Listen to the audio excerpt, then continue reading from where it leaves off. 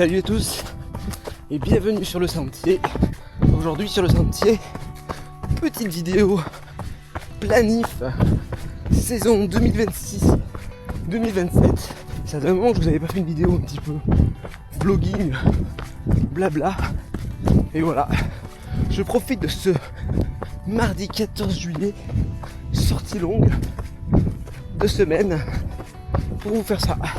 Plutôt bien remis du trail du Saint-Jacques, même si, comme vous l'avez vu, mentalement ça m'avait coûté, mais physiquement, nickel, super bonne récup. Le corps est adapté, il manque plus qu'à adapter l'esprit. Voilà. Bon, vous l'avez vu, j'ai fait une course de 24 km entre temps, à fond la caisse. Il fait déjà méga chaud. Je me suis dit, tiens, je pars tôt, il est entre 6h30 et 7h. Je pars tôt pour profiter du frais. Walou, il fait, je pense déjà plus de 25 ou 26 degrés.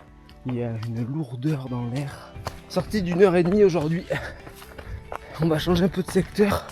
Allez, et puis on planifie cette saison 2026-2027 ensemble.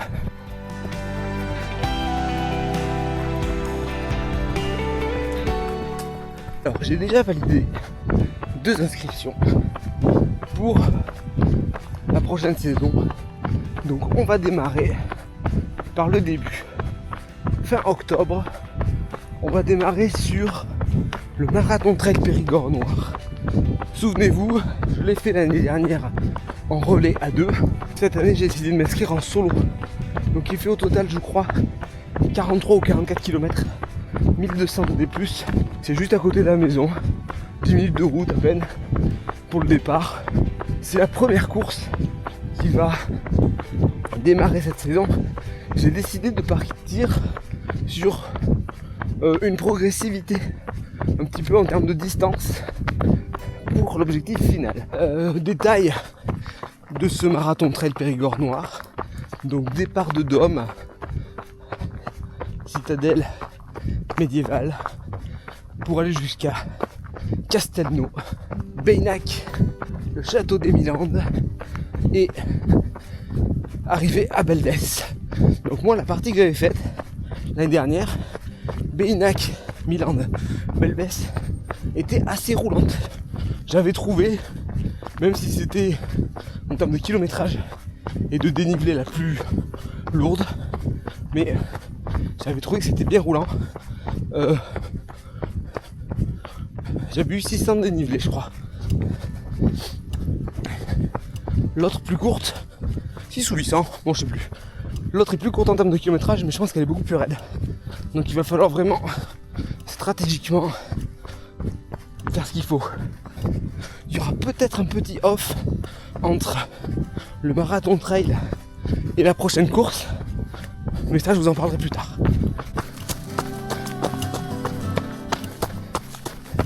Suite au Saint-Jacques, j'essaie de rajouter des descentes un peu plus. Si vous avez vu les vidéos, j'ai fait un TFL pendant l'ultra. Voilà, je sais pas pourquoi. Et du coup, j'essaie de rajouter un petit peu de descente. J'ai fait aussi un nouveau protocole de renfo que je vais essayer de tenir au maximum jusqu'au marathon trail. Et après on verra.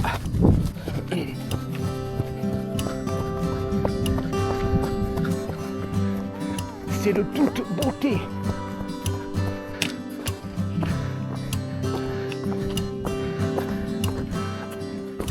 Ça faisait un bail que j'avais pas sorti les bâtons. Je crois que depuis le trail du Saint-Jacques, j'avais pas couru avec. Enfin, marché.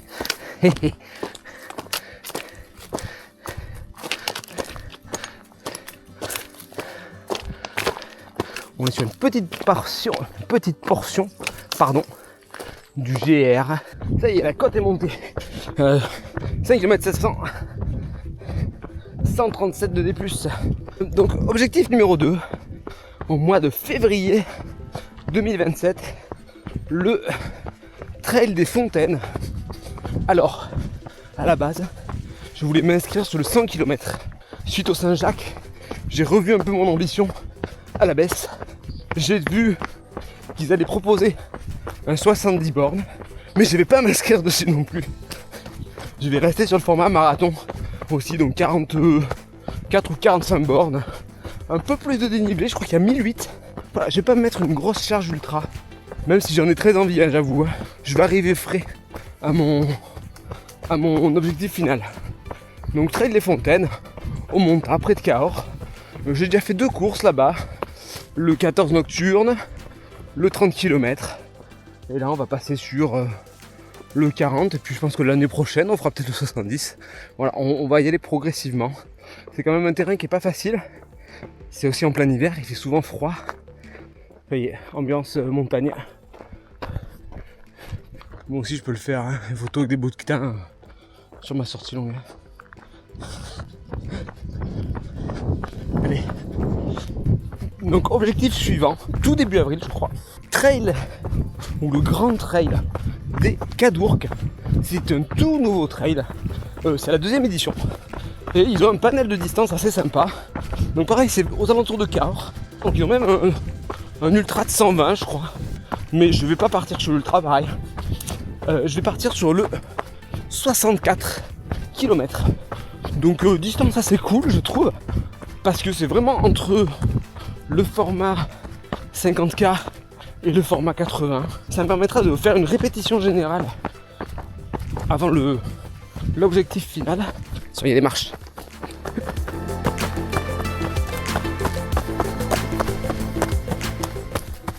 Au niveau dénivelé, je me rappelle plus, je l'ai plus en tête.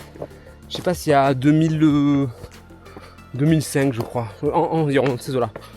Moi qui ai tendance à être un peu mal au kilomètre 50, 40-50, ça me permettra de travailler là-dessus aussi.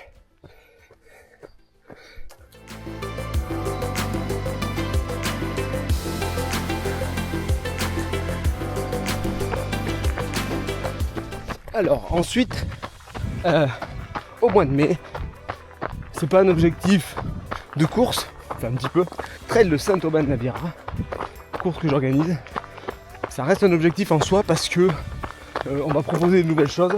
C'est une préparation aussi quelque part, parce que c'est quand même quelque chose d'assez intense, une organisation. Mais là, on va essayer de ne pas se mettre trop de pression. On va essayer de déléguer un petit peu plus. Regardez comme c'est beau là. Petite prise de nutrition, 1 heure de course. Je suis en assez bon rythme, j'ai fait 9 km et 270 de D+. C'est cool. Dernier objectif, pour lequel j'ai déjà pris mon dossard. C'est parti à une vitesse folle. C'est l'Andorra 100 by UTMB, format 80 km. Donc c'est en juin, le même week-end que l'Ultra du Puy-en-Velay. Donc voilà, ce sera l'objectif final de la saison. Je connais pas du tout l'Andorre. En plus, la saison est programmée. Déjà 2 dossards de prix sur 4. Elle est plus qu'une demi-heure de sortie. On va rentrer tout doucement vers la maison. En prenant toujours de la descente. Un peu raidasse.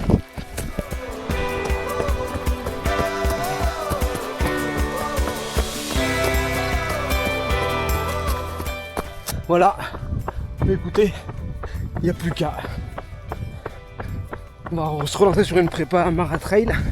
Ça fait un petit moment que j'avais pas fait ça. Allez, à bientôt sur le sentier.